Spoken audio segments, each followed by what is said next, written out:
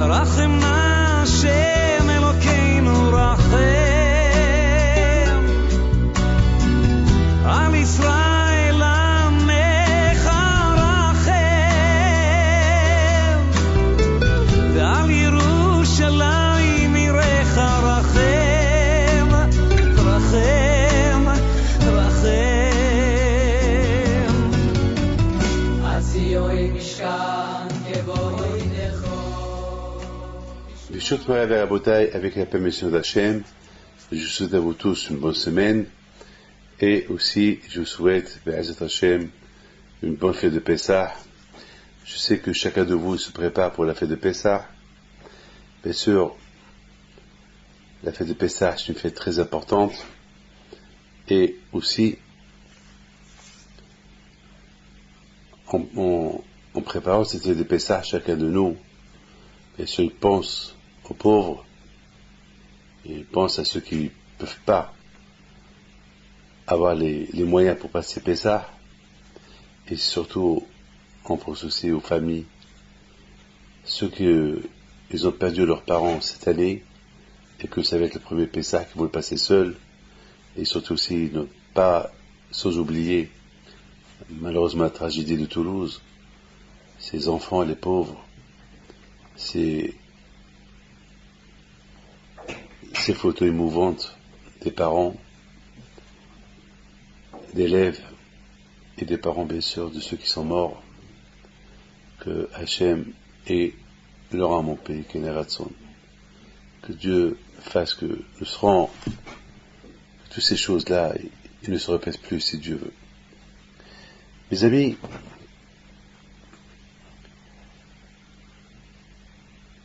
nous sommes, on lit les parachiotes des sacrifices, les parachiotes des Kohanim, le rôle qu'ils avaient les Kohanim dans le temple, dans le Beth Amikdash. Il y a aussi, on lit la bracha des Kohanim, Bekat Kohanim, que vous savez que chaque Shabbat, les Kohanim, ils montent à côté du Heichal, à côté de l'arc du Sefer Torah, Aaron HaKodesh, l'arche sainte, et les Kohanim, ils font la bracha au Israël. Et dans cette même paracha que nous allons lire, il est écrit la mort de Nadav et Abihu.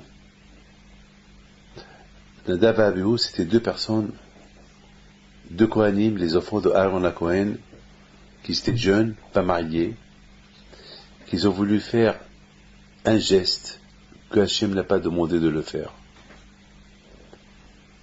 Vous savez très bien que le premier sacrifice que les Juifs ils ont fait dans le désert, dans le tabernacle, il devait être inauguré uniquement par Hachem.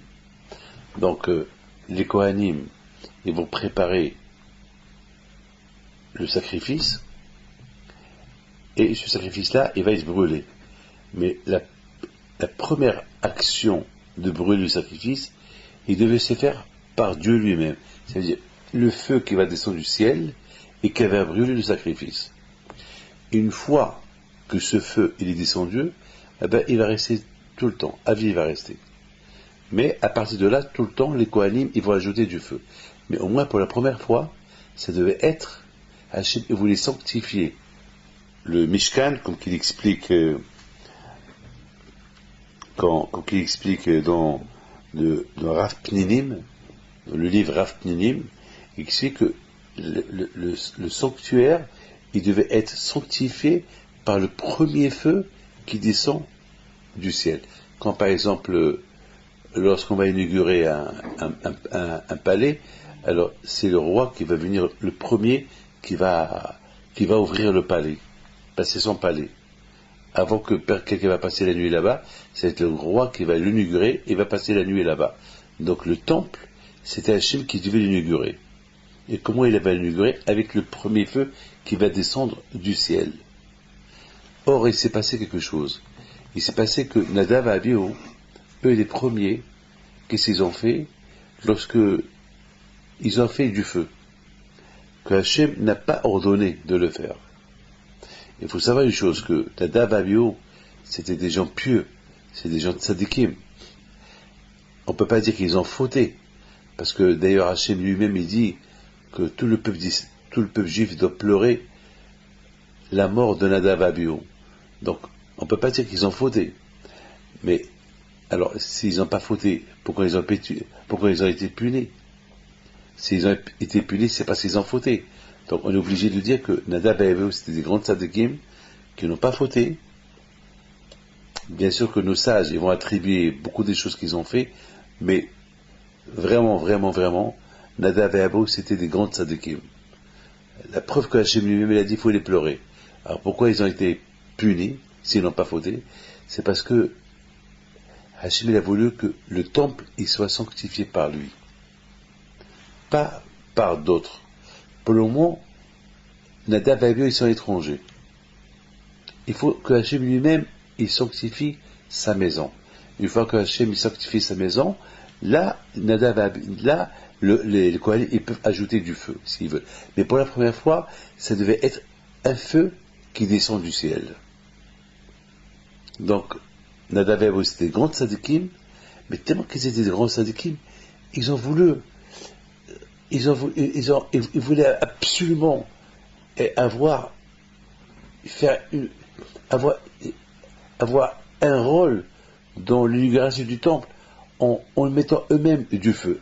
Ça veut dire, ils avaient cet enthousiasme de le faire, sachant qu'ils vont risquer leur vie. Pourquoi?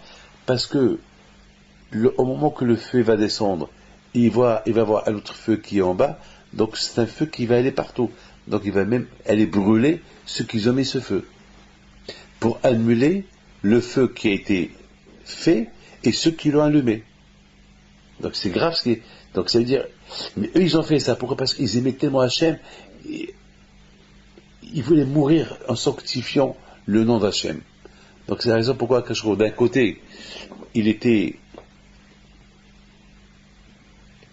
a dit au peuple juif que tout Am Israël doit pleurer la mort de Nadav et Abihu, parce que le geste qu'ils ont fait, ils l'ont fait les Shem Shamaim, ils l'ont fait pour la gloire et l'honneur d'Hachem.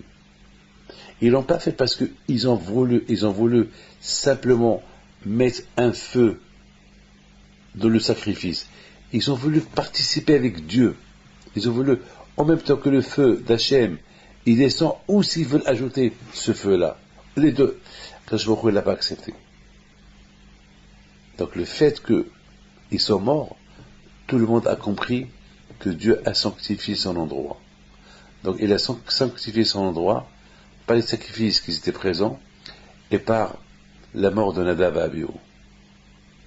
Parce que Hachem a voulu sanctifier sa maison avec son propre feu, pas avec un feu d'un autre, de quelqu'un d'étranger. Le fait qu'il y a eu quelqu'un d'étranger qui a mis ce feu-là, donc lui aussi, malheureusement, il est mort. Mes amis, ce qui s'est passé à Toulouse, je ne sais pas comment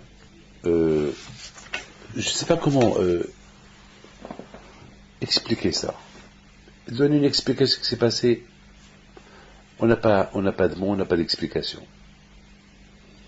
On ne peut rien dire. C'est une choix, c'est une tragédie qu'on ne peut pas expliquer. On peut que prier que des choses comme ça y cessent. Mais, étant donné que c'est des enfants qui sont morts, avec un papa qui les accompagnait à l'école, on ne peut simplement dire que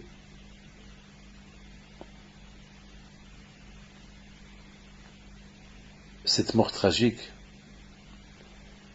elle ne peut que nous donner à réfléchir. Pour qu'on explique un peu cela, on va essayer de comprendre autre chose. On va essayer d'expliquer autre chose pour arriver à comprendre ce qui s'est passé exactement. Parce que ce qui s'est passé, on ne peut pas comprendre. Mais au moins, les leçons à tirer de ce qui s'est passé. Il y a des choses à tirer. Par exemple, la mort de Nadab et Abihu, il y a quelque chose à tirer. Il y a une leçon à tirer de la mort de Nadab et Abihu. C'est quoi la leçon à tirer de la mort de Nadab et Abihu dans la paracha de cette semaine, paracha de Shemini? Quoi, par exemple? La leçon qui est tirée de la mort de Nadab et Abihu, c'est que Nadab et Abihu, tellement qu'ils aimaient Hachem, ils étaient prêts à se sacrifier pour le nom d'Hachem. Sachant le geste qu'ils sont en train de faire, il va les mettre en danger de mort, parce que Hachem, il a dit, c'est lui qui va inaugurer son temple avec son propre feu, qui va descendre du ciel et qui va inaugurer le temple lui-même pour que cette sainteté va rester à vie. Or, Nadab et Abihu, qu'est-ce qu'ils ont fait? Eux aussi, ils ont apporté du feu qu'eux-mêmes, ils ont préparé, qu'ils ont voulu le mettre dans l'autel de sacrifice. Ils ont voulu inaugurer eux aussi, avec leur propre feu, le temple, chose que Hachem ne veut pas. C'est-à-dire qu'en faisant ça, ils mettent leur vie en danger. Mais ils ont accepté de mettre leur vie en danger. Ils ont accepté. Pourquoi? Parce qu'ils se sont dit que il faut que le peuple juif, il faut qu'ils apprennent qu'un juif, il doit toujours être prêt à donner sa vie pour Akadosh Baruch Hu. C'est vrai, on est trop exposé. On est trop exposé. Ça veut dire, malheureusement, avec tout ce qui se passe aujourd'hui, on est trop exposé. On n'est pas nombreux, on est un peu. Mais on est exposé.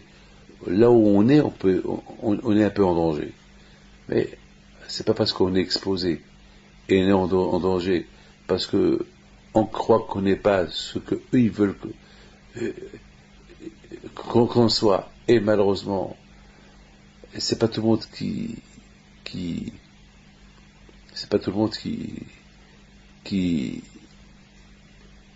sont d'accord avec notre façon de vivre. C'est pas tout le monde qui est d'accord. Vous imaginez que des fois, on me donne des mains, les femmes qui me donnent leurs mains, et je refuse, je m'excuse. Ils n'ont pas l'habitude qu'on le refuse. Beaucoup de fois dans l'avion, les hôtesses qui nous donnent à manger, et on refuse, ils nous voient manger un sandwich, et on refuse un bon repas, ça les embête quelque part. Ils sont pas trop contents. Une fois, il y a une hôtesse qui me l'a dit. Elle m'a dit, je suis très embêté que vous mangez votre sandwich, vous refusez notre manger. Et je lui dis, madame, que voulez-vous que je fasse? Je ne peux pas lui dire, je suis au régime, puis je mange un sandwich. Elle ne comprend pas pourquoi je ne veux pas accepter une salade végétale ou un fromage. Ils ne comprennent pas. Je les comprends, mais c'est ça ma religion. Ils ne peuvent pas comprendre. Quelque part, on gêne.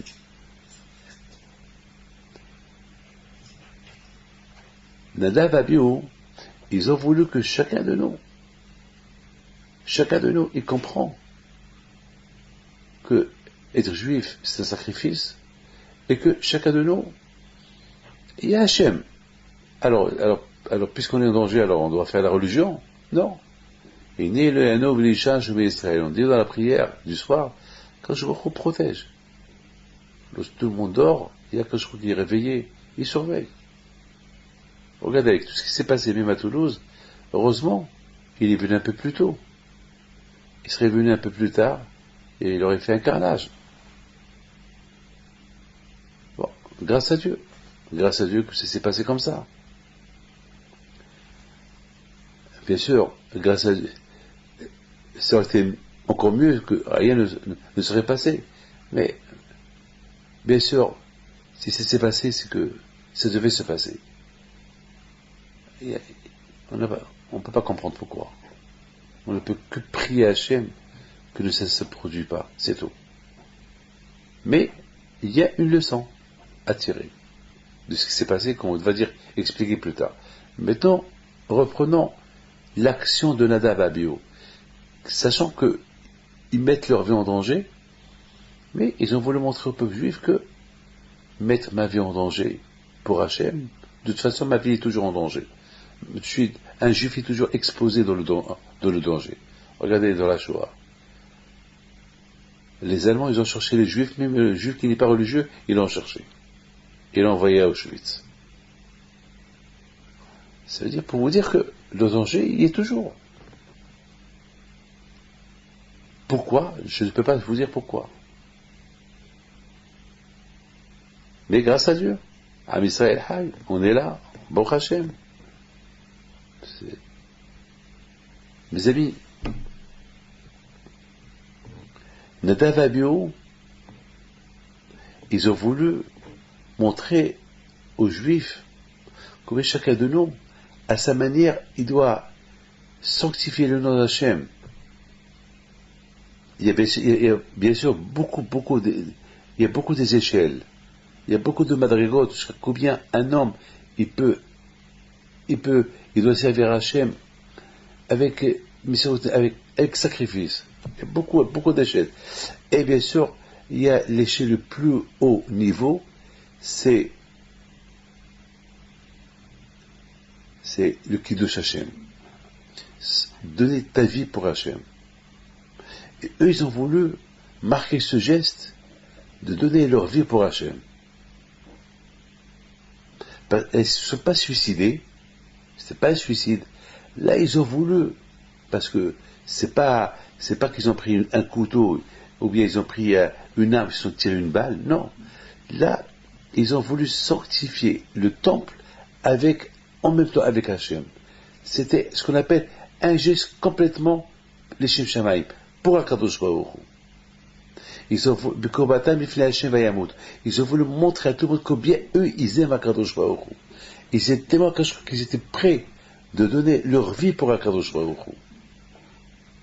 Vous savez très bien, il y a beaucoup de cas dans la Torah, que ce qu'on appelle Yaharek Ve'aliavo, que si par exemple, l'idolâtrie par exemple, si par exemple quelqu'un, il dit à un juif, fais de l'idolâtrie, tu vas te prosterner devant cette idole, et tu vas lui dire, tu es mon Dieu, ou je te tue. Ben, il y a un halakha qui dit, il se fait tuer, il ne faut pas qu'il fasse ça.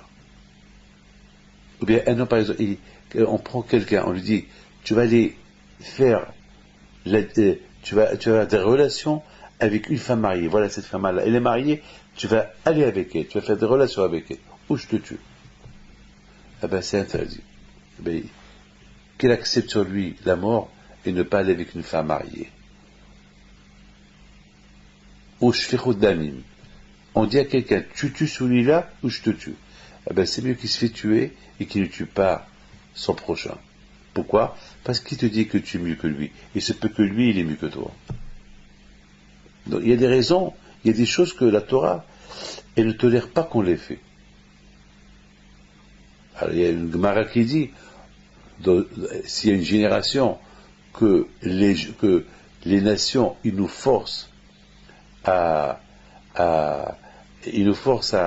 jeter notre religion, on n'a pas le droit d'accepter. On est prêt à se sacrifier pour ne pas jeter notre religion. C'est ce qu'on appelle mourir pour le nom d'Hachem. C'est ce qui s'est passé en Espagne, au Portugal, en Europe, pendant l'Inquisition, et à l'époque des croisades, qu'ils leur ont demandé de changer leur religion, et on a vu des millions et des millions de Juifs qui sont morts en sanctifiant le nom d'Hachem. Vous savez que il y a un livre qu'un journaliste, enfin un écrivain, il a écrit il y a quelques centaines d'années, qu'il a assisté en Espagne ou au Portugal, je ne peux pas vous dire, j'ai oublié où j'ai lu ce livre-là, mais je l'ai lu.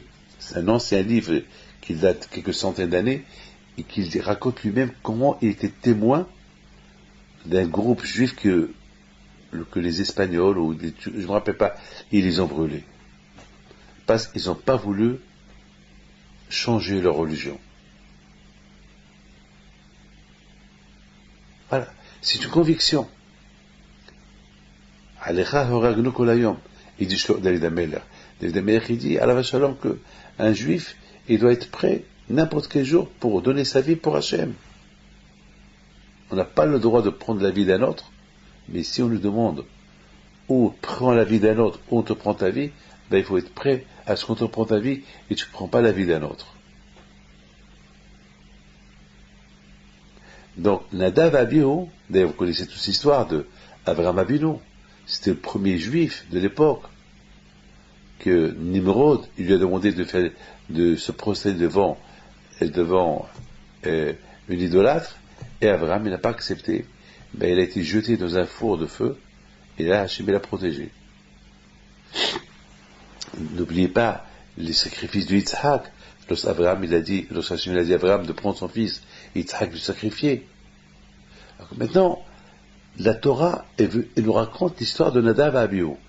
Nadav et Abihu, qu'au moment de l'inauguration du temple, et que Hachem il devait sanctifier, inaugurer son temple avec son feu, que le feu du ciel devait descendre et prendre le sacrifice qu'on a fait pour lui au temple, parce que n'oubliez pas que le temple, c'était un endroit où il y avait des sacrifices. Le temple, c'était la maison de Dieu, que chacun qui faisait une faute, eh ben, il apportait là-bas un sacrifice pour se faire pardonner la faute. Quelqu'un, par exemple, qui dit le Ramban, le rôle du sacrifice était que lorsque quelqu'un il fait une faute, et la façon comment il est en train de voir comment on égorge son sacrifice et comment il est en train de découper le sacrifice et brûler des parts, jeter des parts, brûler des parts, etc. Le monsieur, il se posait les questions, il se disait, regarde, cette faute que j'ai faite, j'aurais pu être à la place de ce sacrifice, et par la miséricorde d'Hachem, c'est le sacrifice que j'ai apporté qui a pris ma place. Donc c'est ça qui va pousser l'homme à faire teshuva. Donc c'était ça le but du temple. Le temple, c'était la maison de Dieu, mais en même temps, le temple, il va réunir tout le peuple d'Israël autour de ce temple. 3 fois dans l'année, on venait à Yerushalayim, au temple, pour apporter des sacrifices, et pour fêter Pesach, Shavuot et Sukkot au temple avec Hachem. Et pendant toute l'année, lorsqu'on avait des sacrifices à apporter, pour n'importe quelle raison, alors on allait au Beth Amikdash, au temple qui se trouvait à Jérusalem. Donc ça veut dire que le Beth Amikdash, c'était la maison de Dieu. Donc là-bas, il y avait les Kohanim qui faisaient un travail, il y avait les Léviim qui faisaient un travail. C'était la tribu de Lévi qui s'occupait du temple, le Beth Amikdash. Donc vous imaginez, le jour de l'inauguration, c'est Hachem qui devait inaugurer le temple, comme il explique le Rav Pninim, pour que tous les gens ils savent que le Beth Amikdash, c'est la maison de Dieu, et c'est lui qui l'a sanctifié. Donc, c'est pas possible qu'un autre, il va la sanctifier. C'est vrai, une fois que Hachem, il va la sanctifier, après, tous les sacrifices qu'on peut faire, on va ajouter du bois. Mais le premier feu, ça devait venir d'Hachem. Or, Nadav et Abihu, ils étaient tellement pris par l'amour d'Hachem, qu'ils ont dit, on va en profiter. Au moment que le feu il va descendre, nous aussi on va ajouter un autre feu, et ce feu-là qui va tomber du ciel, il va sentir qu'il y a un feu étranger qui est là, il va brûler ce feu étranger, en brûlant ce feu étranger, il va aussi brûler ceux qui ont fait ce feu étranger. Et donc, on va être nous-mêmes on va se sacrifier pour Hachem.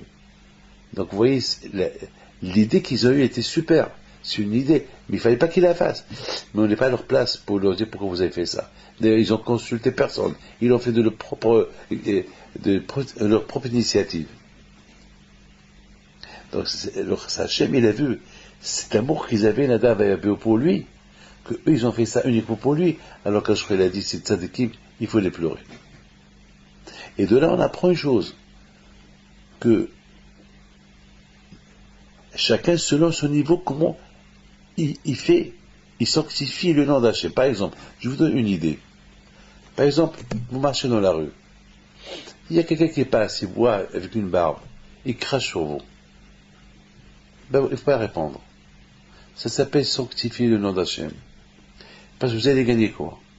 Vous allez le répondre, et il va vous répondre, après vous avez disputé, qui sait comment ça va se terminer. Vous savez, des milliers de fois dans ma vie, j'ai reçu des crachats, des milliers de fois dans ma vie, j'ai reçu des rigolades, les gens qui me regardent, qui rigolent.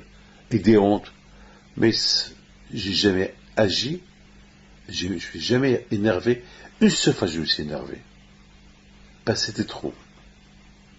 Mais j'ai essayé de me calmer tout de suite.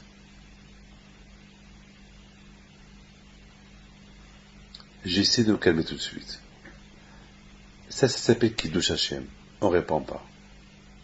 On sanctifie le nom d'Hachem, parce que l'autre, lorsqu'il voit que je ne réponds pas, il comprend que, peut-être il va comprendre qu'il a mal fait. Il ne faut pas que je lui donne un argument pour qu'il justifie pourquoi il a rigolé de moi. Peut-être j'ai pas raison, mais c'est comme ça que je vois les choses. Il faut calmer les choses. Il faut savoir calmer les choses. Et c'est ça, mes amis. Par exemple, le soir, vous sortez de la synagogue, vous rentrez chez vous, vous êtes en groupe, on termine à 10h30, 11h, les jeux ils dorment, on est dans la rue, il faut penser à ceux qui dorment. Surtout le samedi soir, quand on termine tard à la synagogue, et on rentre chez nous tard, et les gens ils dorment, on a des voisins.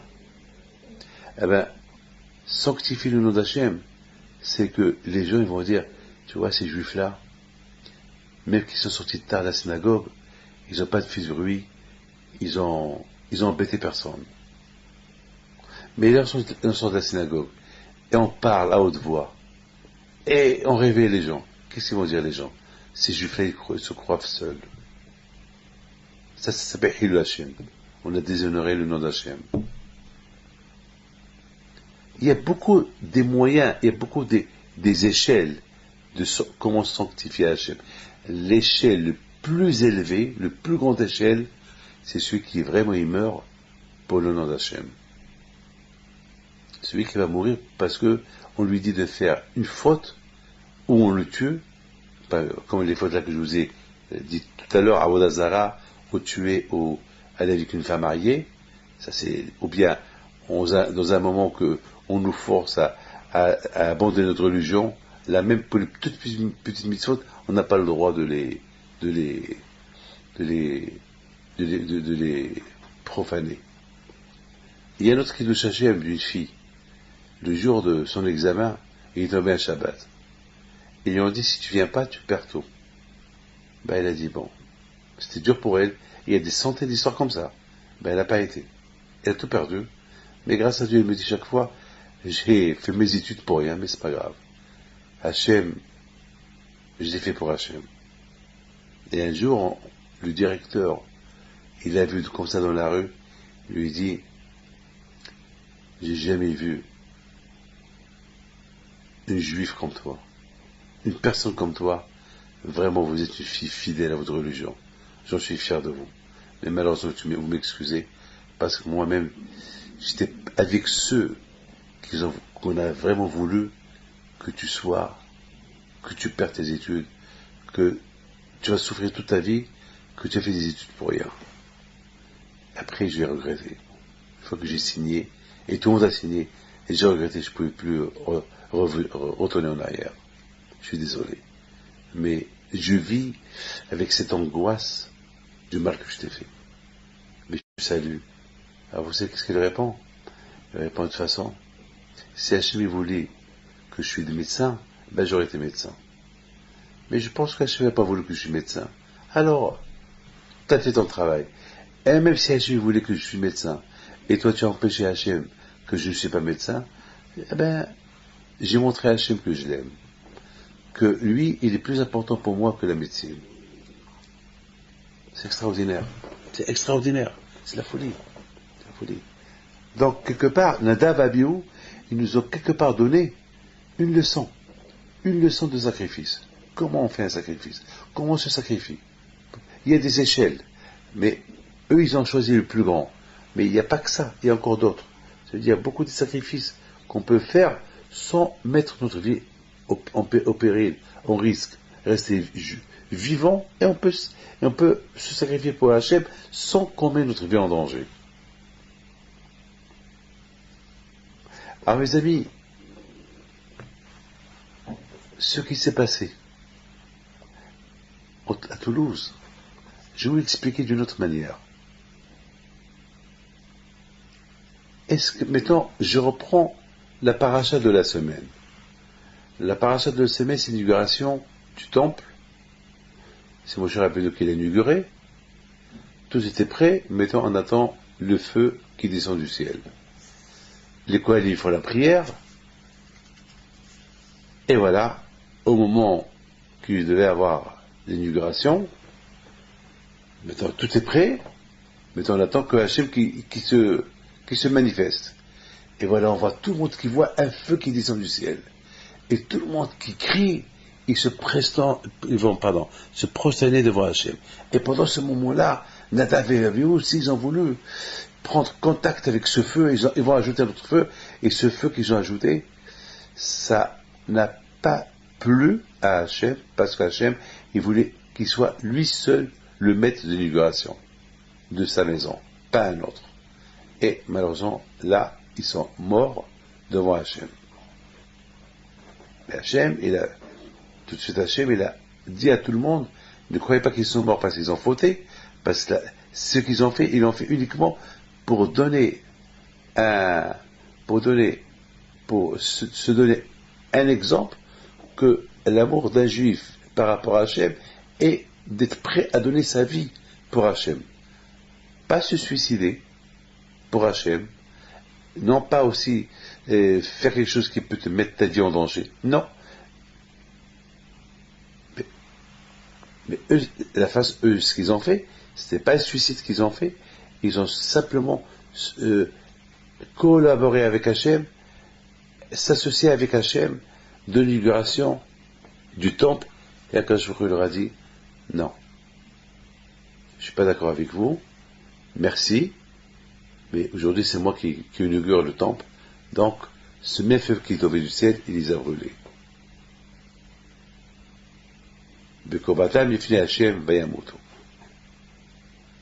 Eux, ils ont fait ça par amour d'Hachem, en risquant leur vie. Peut-être qu'ils n'étaient pas 100% sûrs qu'ils allaient mourir, mais ils ont voulu montrer à tout le monde, on est prêt à risquer notre vie pour Hachem. Akadosh Baruch Hu n'était pas trop d'accord avec eux. Je vous pose une question.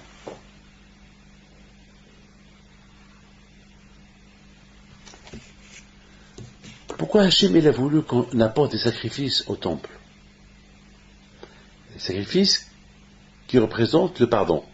Je faute, j'apporte un sacrifice et je me fais pardonner la faute que j'ai faite. Pourquoi?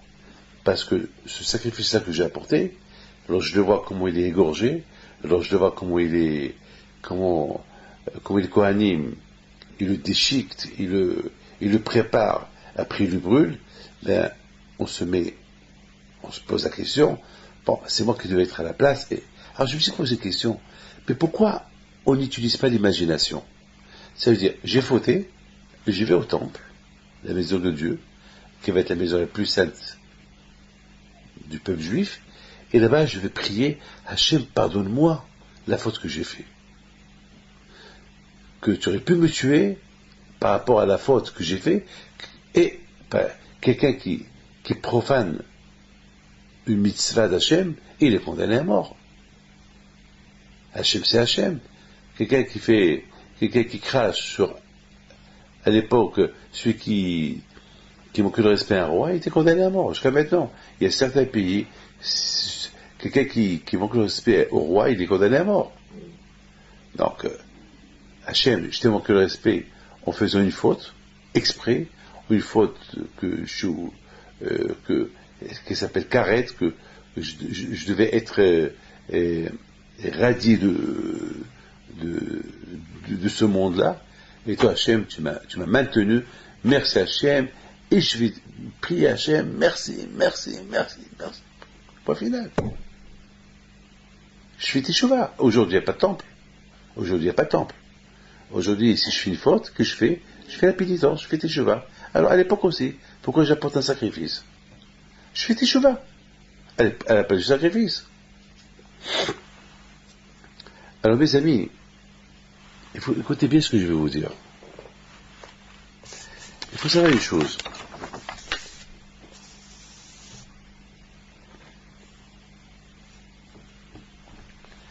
Il faut savoir une chose, que beaucoup des fois, ça arrive beaucoup des fois,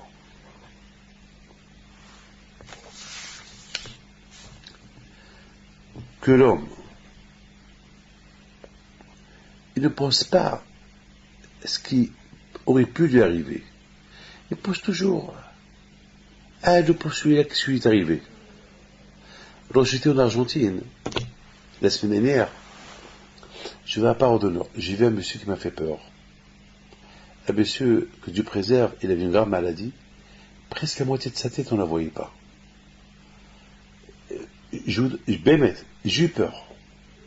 Même maintenant, quand je pense à lui, j'ai la chair de poule.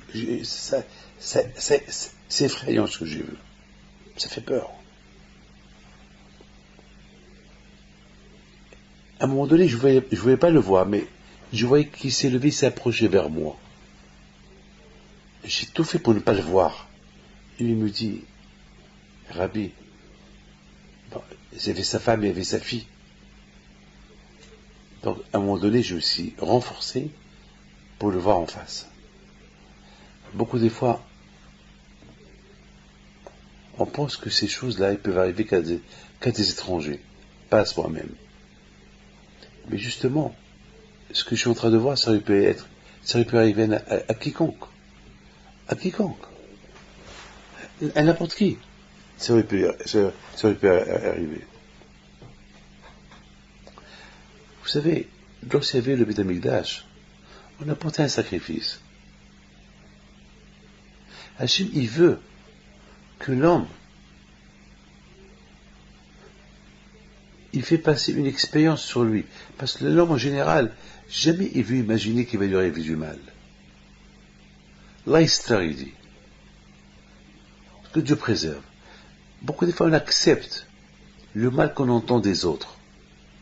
Mais on ne peut pas imaginer ce même mal qu'on entend sur les autres qui peut nous toucher à nous ou à un membre de notre famille. Ce qui s'est passé à Toulouse, ça peut se passer chez nous. Ça peut être n'importe quel endroit, non seulement qu'à Toulouse. D'ailleurs, on a entendu que ça peut se passer ailleurs.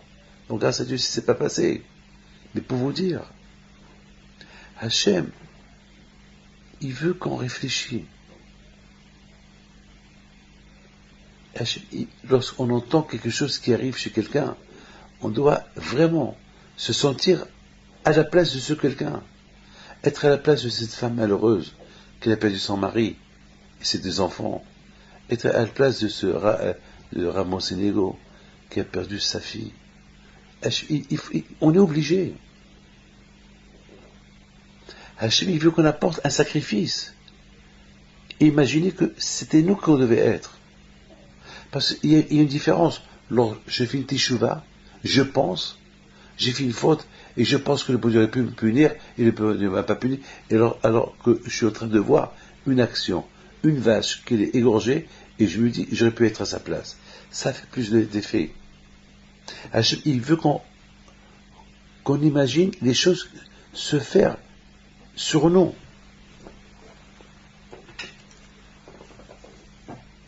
L'homme, il devient effrayé lorsqu'il imagine les choses qui arrivent sur lui. Lorsque l'homme, il imagine la chose sur un autre, il pense quelqu'un d'autre lui est arrivé, c'est vrai, il va avoir de la peine, mais pas pareil. Ce qui s'est passé à Toulouse, vous pouvez imaginer que ça. Sinon, on aurait pu être là-bas. Alors ça avait fait un effet. Ce qui s'est passé à Toulouse, pour vraiment sentir le drame, la tragédie, c'est imaginer. Ça aurait pu nous arriver. Pour pouvoir peut-être faire une bonne teshuva. Pour pouvoir sentir un peu le mal de la famille, le malheur des familles.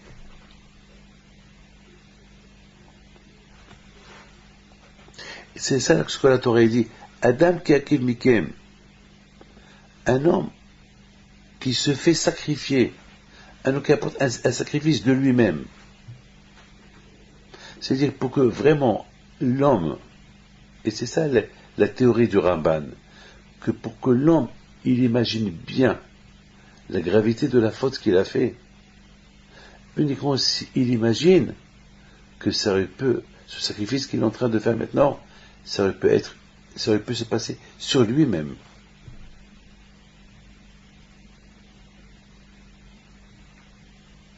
Adam qui akriv mikem,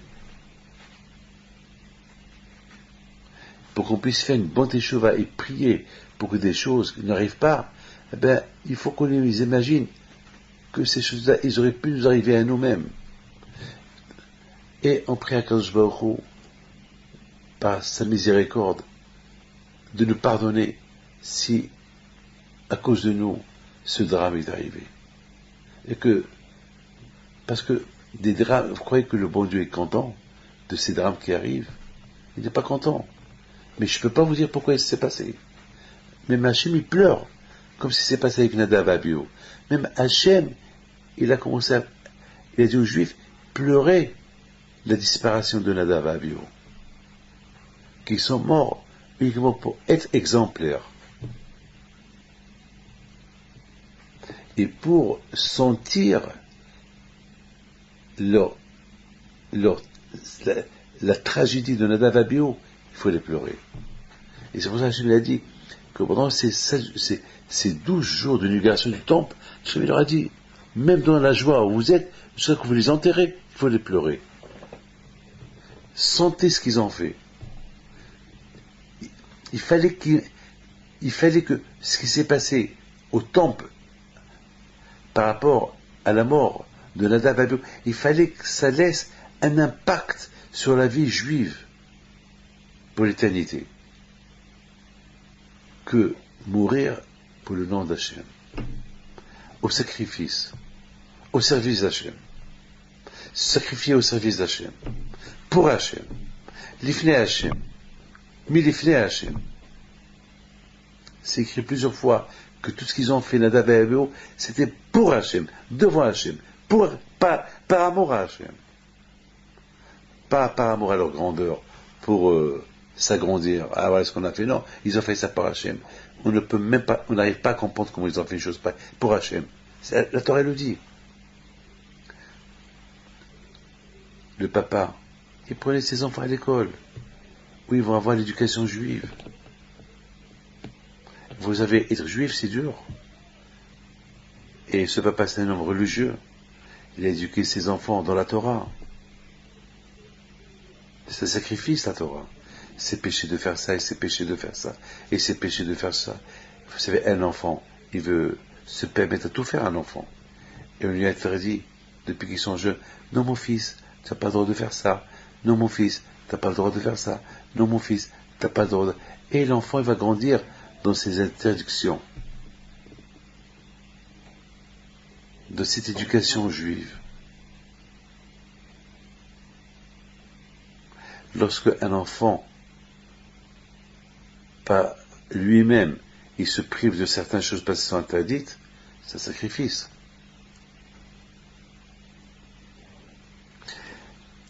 Vous savez que le Rambam, il donne une autre explication. Le Rambam, il dit que pourquoi on apporte les sacrifices, mais on a compris pourquoi on apporte les sacrifices, d'après le Rambam, pour faire une expérience sur toi-même. Parce qu'en général, les gens, ils veulent pas s'imaginer des choses graves sur eux. Alors, tant que tu n'as pas imaginé une chose grave qui aurait pu t'arriver, tu ne peux pas faire une grande teshuva. C'est comme ça qu'on a expliqué la méthode du Ramban, pour la raison pour qu'on apporterait des sacrifices au Beth Amikdash. Mais maintenant, on peut aussi associer la mort de Nadav et Abihu, c'est ce que je pense. La mort de Nadav et Abihu, ça veut dire que lorsqu'un homme il apporte un sacrifice, comme si lui-même il se sacrifie, comme qu'ils ont fait Nadav et Abihu, il se sacrifie dans le temple pour sanctifier le nom d'Hachem. Donc la mort de Nadav et Abihu et l'explication du Ramban, ça marche très bien. Mais bien sûr, c'était avec Hat Pe'ami. Ils nous ont donné une leçon et à nous maintenant ils nous ont donné une leçon qu'ils l'ont appliquée sur eux-mêmes, mais à ne pas faire. D'après le Ramban, non. D'après le Ramban, c'est... À l'époque, les gens, ils vénéraient l'idolâtrie. Ils vénéraient les animaux. Alors Hachem, il a fait que ces animaux-là, ils ne sont pas des dieux. Hachem, il a dit aux Juifs, apportez ces animaux-là, vous allez les égorger. À l'époque, il y avait des gens, ils vénéraient les animaux. Pour eux, les animaux, c'était des dieux. Alors pour que nous, on montre à ces nations que les animaux, ce pas des dieux, alors Hachem nous a demandé d'aller les faire sacrifier dans le temple. Alors maintenant, je vous dis une chose, que malheureusement, chaque génération est la Abodazara et l'idolâtrie de la génération. Il y avait des générations d'idolâtrie, il y avait des générations qui vénéraient certaines choses. La génération de notre époque, c'est l'idolâtrie, c'est l'argent. Eh bien, il faut sacrifier l'argent. C'est quoi sacrifier l'argent? Il ne faut pas donner l'importance à l'argent. Il faut servir Hachem sans donner l'importance à l'argent. L'argent, c'est l'argent. Et c'est ça la méthode. Et c'est ça la méthode du Ramban. La théorie du Ramban, ça veut dire que chaque génération est son type de Abodazara. Et c'est la raison pourquoi, à cette époque, l'Abodazara, l'idolâtrie de l'époque, c'était quoi? C'était les animaux. Alors il fallait sacrifier les animaux. Aujourd'hui, l'idolâtrie d'aujourd'hui, c'est les femmes, les gens qui vénèrent les femmes, dépenser l'argent pour les femmes, penser qu'aux femmes, penser qu'à l'argent. Eh bien, il faut sacrifier ces désirs-là. Tu peux te marier. Et même avec le mariage, il y a un sacrifice. Lorsque ta femme elle est nida, tu ne la touches pas. C'est extraordinaire ça. Voilà, tu sacrifies la Odazara de l'argent. C'est pas peut-être de les brûler. Fais la tzedaka. Fais des choses bien avec. Voilà les enfants. Adam qui a kifikem. Un homme raboté qui sacrifie des bêtises, qui sacrifie son argent, qui fait des choses bien, qui est dans la charité, qui aide les gens qui sont dans le besoin, les juifs, pas juifs, tout le monde.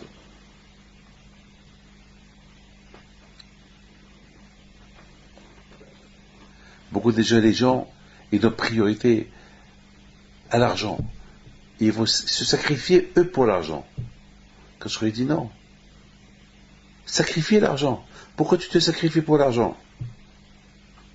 Ah, tu te sacrifies pour l'argent, mais pour Hachem, tu laisses de côté.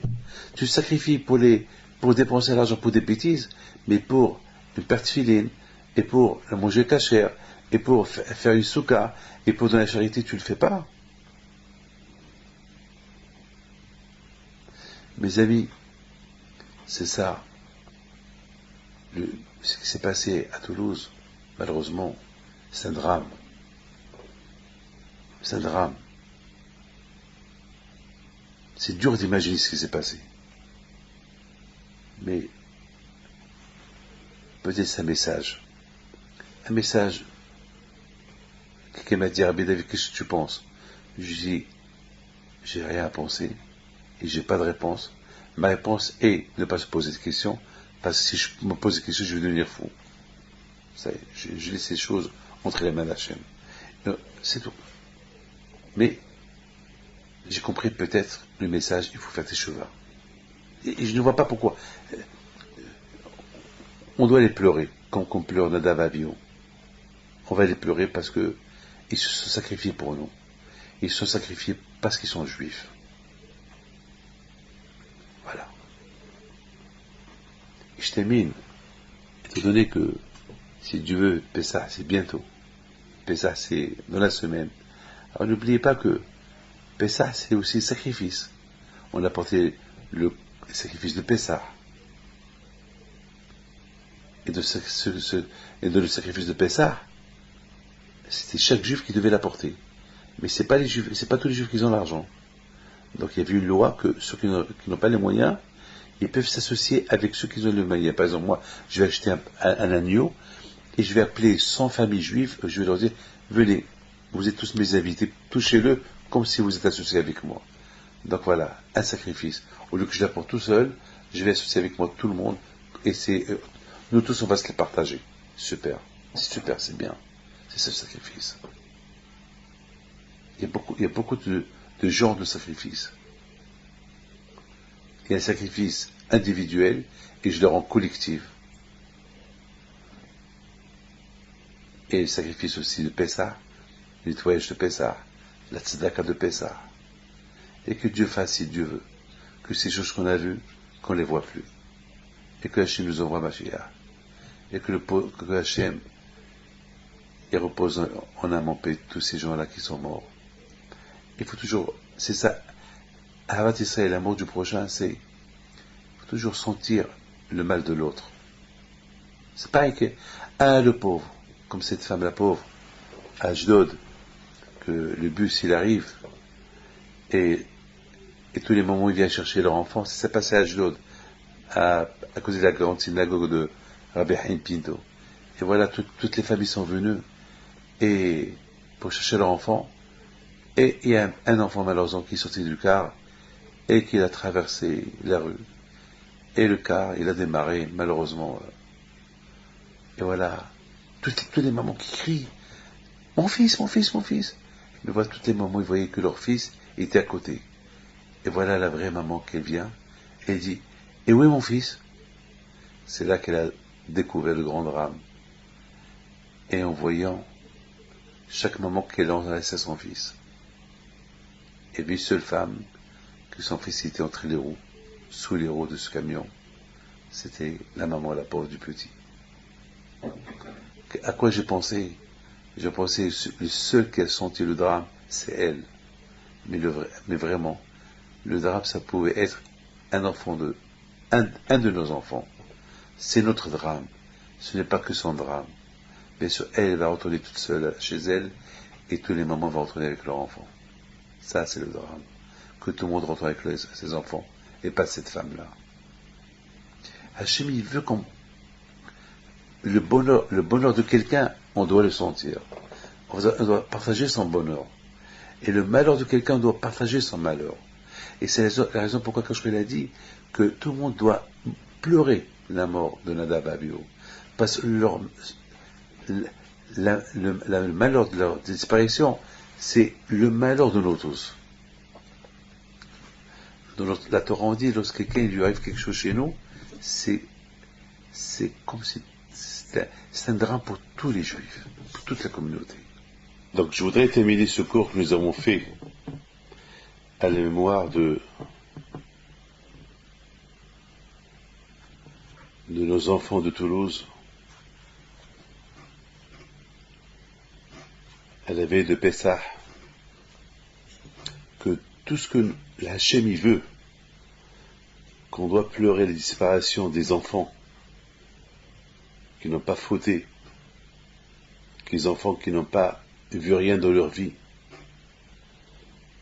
comme par exemple la paracha de Nadav et Abihu, paracha de Shemini, que Hachem demande qu'on les pleure, parce que la mort de Nadav et Abihu, c'était pas une mort simple. Donc ça, j'ai dit que Nadav et Abihu n'ont pas fauté. Tout celui qui dit qu'ils ont fauté, il se trompe. C'est vrai, il doit avoir des raisons que nous ne connaissons pas. Hachem, il sait ce qu'il fait, mais on voit que Hachem il demande quand même qu'on doit pleurer la disparition de Nadav et Abihu. Et la raison est parce que Nadav et Abihu, ils ont voulu faire une démonstration aux Juifs, aux bénis Israël, qu'il faut respecter les lieux saints. Et ceux qui ne respectent pas les lieux saints, voilà ce qui lui arrive. Donc ça veut dire, ils se sont sacrifiés pour que les bénis Israël apprennent qu'il faut respecter les lieux saints.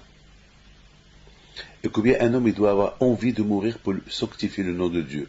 Deuxième raison. Hachem il veut qu'on les pleure. Parce que Hachem il veut montrer aux bénis Israël combien les Nadav et Abihu ils ont aimé les bénis Israël. à tel point qu'ils les ont aimés, qu'ils se sont sacrifiés pour eux, pour qu'ils apprennent des choses d'eux. Bekorvai Akadesh. Akadosh Baruch Hu, toujours, ils se sanctifient avec des gens saints.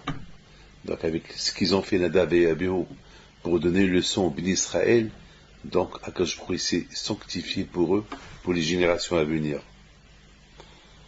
Tout à l'heure, je vous ai dit que, ce qu'il dit Rav Pninim, que Hachem, il voulait inaugurer le temple avec son feu. Donc, il voulait qu'il n'y ait que son feu à lui. Il ne faut pas qu'il y ait un autre feu. Comme par exemple, si par exemple, on offre un palais au roi, on construit un beau palais au roi, on lui donne les clés, pour qu'il ouvre, qu'il rentre. Il ne va pas avoir quelqu'un qui va apporter une clé, il va ouvrir le premier, rentrer après le roi va rentrer. Non. C'est le kavod est au roi. Hachem, il a voulu inaugurer son propre makom, son propre tabernacle avec son feu. Nadav et Abihu ils ont senti qu'eux aussi, ils sont Mishkan à Hachem. Ils ont senti que, c'est quoi le rôle d'un homme dans ce monde-là? À être une maison pour le bon Dieu. L'être humain dans ce monde-là, il doit se considérer qu'il est la maison de Dieu, qu'il est là. D'ailleurs, vous savez, où nous avons l'âme. L'âme, c'est la neshama qui fait partie de Dieu. Ça veut dire qu'on héberge dans notre corps une partie de Dieu en nous. Donc, quelque part, Hachem, il est en nous. Donc, Nadav et Abihu, ils ont voulu, en même temps que le temple va être sanctifié, et va être inauguré, que eux aussi vont être inaugurés avec eux, avec le temple. Chose que, c'est pas possible. Ils sont des êtres humains. Ça veut dire que ils cherchent la mort, quelque part. Mais ils se sont dit, c'est pas grave. À travers nous, on va représenter tous les bénis d'Israël, le fait que le temple va être inauguré, et nous aussi on va être inauguré avec le temple. Donc comme c'est tous les bénis d'Israël, on va représenter tout le clan d'Israël, comme c'est tous les bénis d'Israël vont être inaugurés, à être le peuple choisi de Hakadosh Baruch Hu. C'est grave ça. C'est ce qu'ils ont cherché Nadav et Abihu à faire. Et c'est ce qu'ils ont fait. À travers eux, tout le peuple juif, ils vont être inaugurés. Quand je vois où il a dit, il faut les pleurer. Avec les larmes que vous allez faire, avec les larmes que vous allez verser pour eux, ça va faire que vous avez participé à ce sacrifice qu'ils ont fait. Et leur but était qu'ils soient Mishkan pour Hachem, un lieu, une maison pour Hachem. Ils ont fait ça pour vous. Alors, en pleurant, c'est comme vous êtes en train de s'associer à leur mort. Donc, à travers ça, vous allez aboutir comme si vous avez été inauguré vous-même avec le temple et chaque année, en rappelant à Kippour la mort de Nadav et Abihu, vous allez devenir pour moi un centre où je vais résider. Et vous savez une chose, mes amis, je termine. À Kippour, on fait Teshuvah. À Kippour, on fait Teshuvah. À Kippour, avec la Teshuvah qu'on fait, on devient des gens propres. On devient des gens super, clean. On devient des résidents d'Hachem. On devient des maisons d'Hachem. Hachem ne peut pas résider dans un corps qui est sale.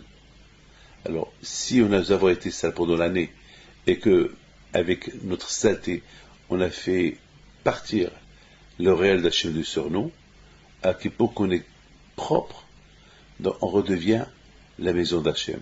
Ça c'était le désir de Nadav et Abihu. Le désir de Nadav et Abihu, c'était que chacun de nous devienne une maison d'Hachem. Et le jour qu'on devient une maison d'Hachem, c'est à Kippour. Et c'est la raison pourquoi Kippour, on lit la mort de Nadav et Abihu.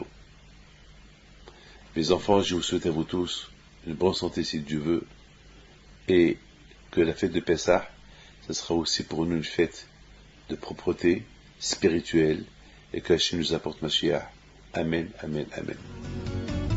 Azioi Mishkan Kevoidechon Mishkan Kevoidechon